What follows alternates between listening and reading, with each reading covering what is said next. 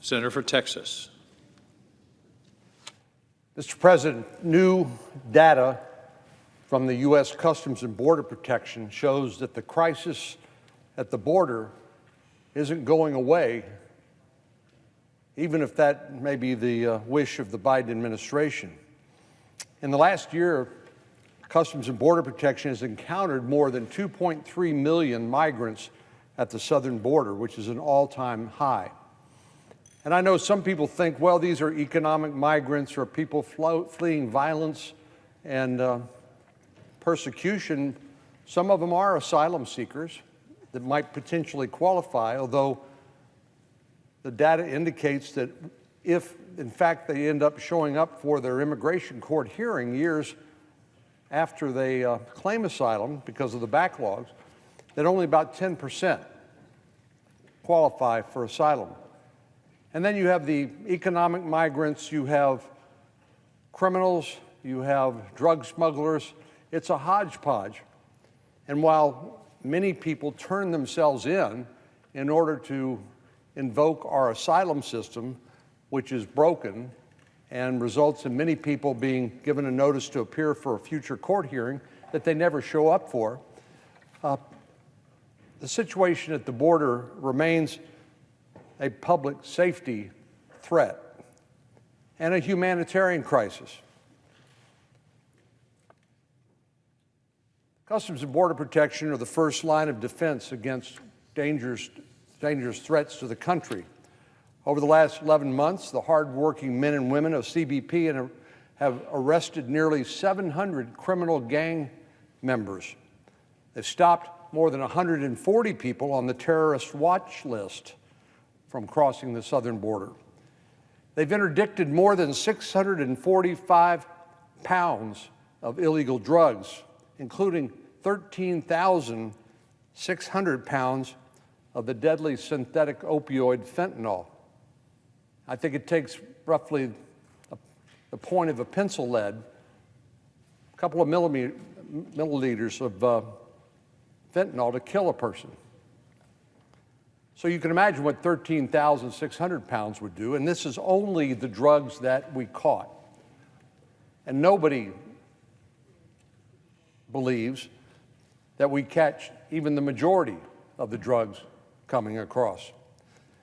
CBP seized illegal currency, weapons, ammunition, counterfeit goods, and other products that could hurt the American people or our economy. I want to just take a moment to thank the Border Patrol agents and customs officers who take on this challenging and important work every day. Sometimes they are met with nothing more than derision or ridicule or a lack of support for their important work. These men and women put their own health and safety at risk to keep our borders and keep the American people safe, and they don't receive nearly the level of thanks that they deserve.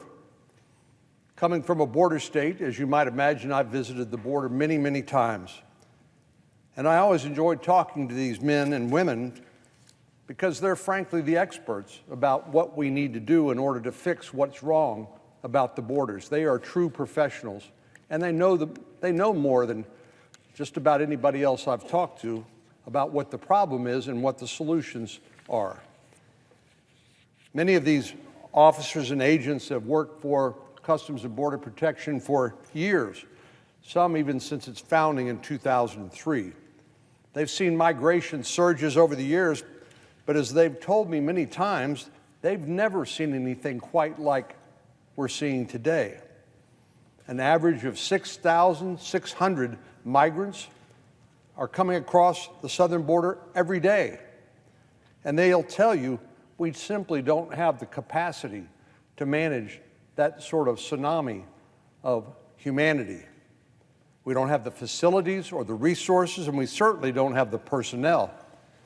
The only way we're able to respond to the urgent humanitarian needs is to divert law enforcement officers from their other important mission. And frankly, that's part of these transnational criminal organizations' plans. They overwhelm the Border Patrol, divert their attention, and then in the hole that's created in border security, here come the drugs. Agents who would normally be on the front lines stopping cartels from smuggling drugs are now serving meals and changing diapers.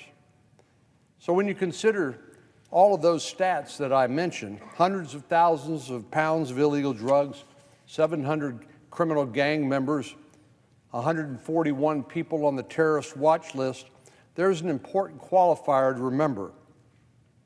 Those are just the ones we know about.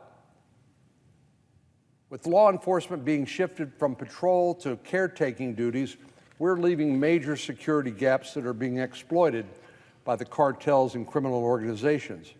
There is a whole category of migrant that comes across the border known as the gotaways. The asylum seekers will typically show up and turn themselves in, but frankly, I think it's the gotaways, hundreds of thousands of people you have to worry about because they don't want to encounter law enforcement, because they either don't have any legal basis to enter the United States, or they happen to be transporting illegal drugs, or have a criminal record on their own right.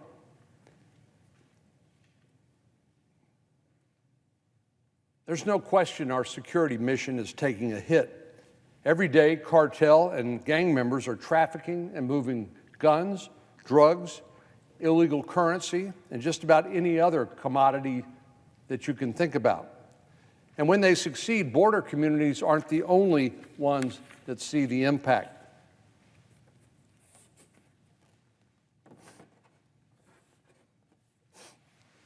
As you can see, cartels and transnational criminal organizations have a presence in cities across the United States.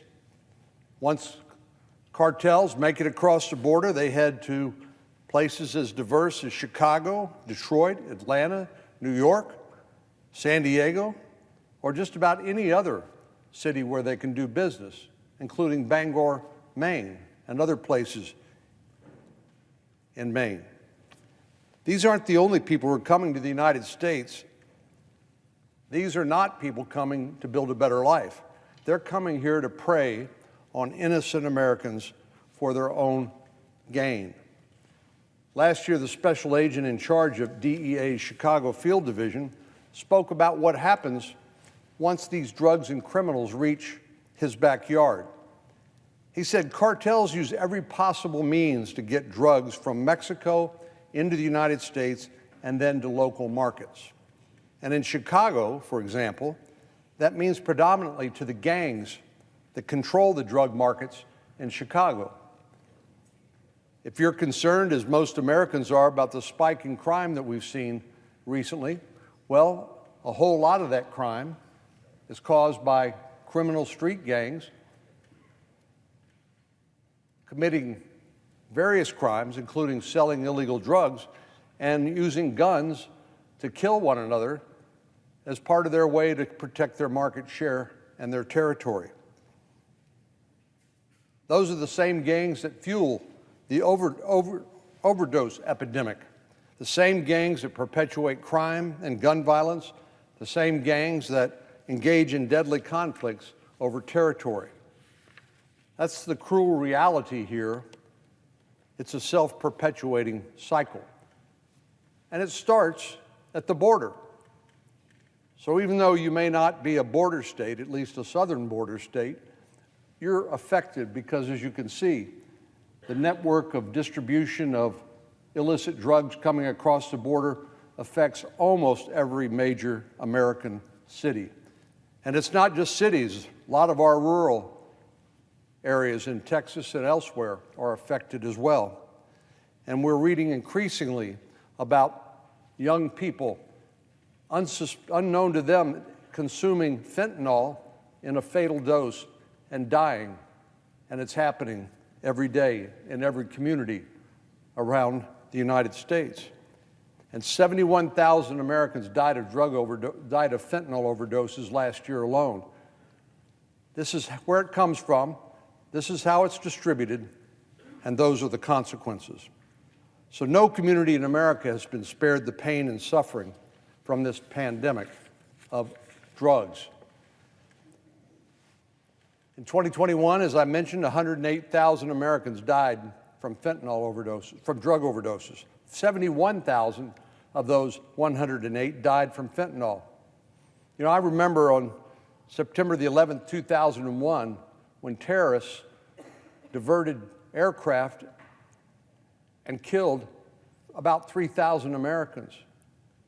We declared a war against terrorism when 3,000 Americans were killed here in the homeland. Yet 108,000 Americans died last year as a result of these open borders and our broken policy, and it doesn't seem to get the attention it deserves. Of course, being a border state, communities in Texas are dealing with the consequences of this humanitarian crisis and these drugs on a daily basis. Last weekend, 3 people in Wichita Falls died from suspected fentanyl overdoses. The oldest victim was 21, the youngest was 13. In the last couple of months, 4 students from the Hays County Consolidated Independent School District, right outside of Austin, died from a fentanyl overdose. All 4 were between the age of 15 and 17.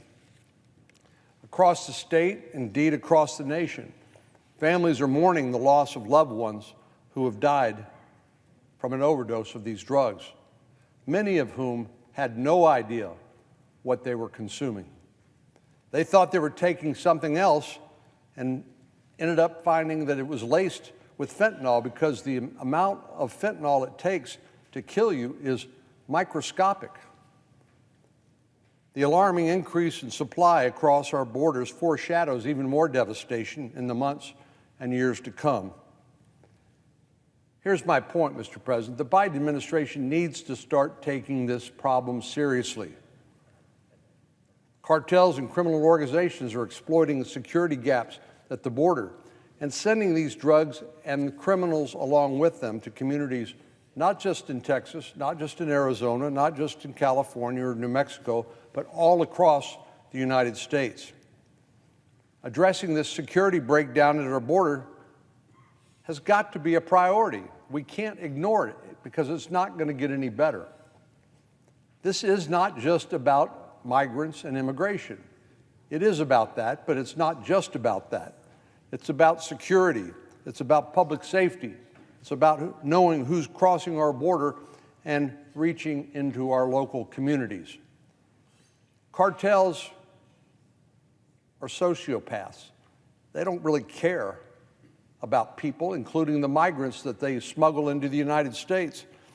If you go to Falfurrias, Texas, which is in South Texas at a border checkpoint about 70 miles from the border, which is where once migrants are stuffed into a car or a van or some other vehicle, they're then driven up the highway to these Border Patrol checkpoints. Then they are told by the coyotes, which is the colloquial name for these human smugglers, get out of the car and walk around the checkpoint, because we can't risk going through the checkpoint with you there where we might be discovered. And so they do. And so you go to Brooks County, Texas, which is where the Falfurrias checkpoint is located, and they have asked the federal government for help to bury the bodies of migrants who die from exposure walking around that checkpoint in Falfurrias, Texas, because it gets hot in Texas, particularly during the summer, and many of these migrants have come from far, far away and suffering already from dehydration and other exposure. But my point is, the cartels don't care anything about them. They'll leave them to die. They're just another way to make a buck. But the cartels terrorize more than just the migrants themselves. They terrorize communities across our country. And they seize on the Biden administration's weak policies to grow their foothold in the United States. These transnational criminal organizations are getting rich, smuggling migrants, smuggling drugs into the United States, and killing Americans in the process. It's past time to do something, Mr. President. The Biden administration is being outmaneuvered by the cartels, and until we see leadership from the president and communities all across this country, will continue to pay the price. I yield the floor.